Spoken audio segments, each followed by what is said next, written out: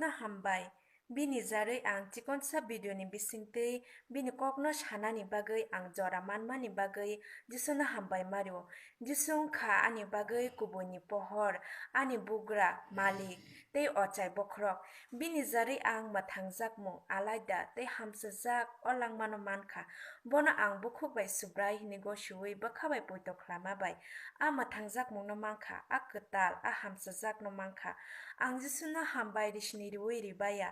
bini kok hamarini kokrok no sasni sawi sabaya salbrum no ang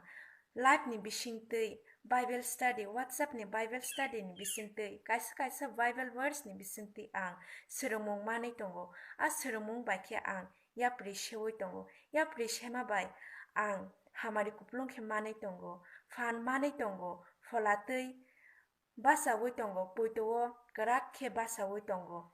ani thani sokpayakho phiaba ang mankha ang hamkha Jisuni jarai bini bahan sakakjakma jarai bini thei kosokmani jarai ang hamkha ang gosimung bai omo no puito tei ang salbrum no sawo Jisu kaham amoni bagai ang bohaino kaham hnei ang Jisu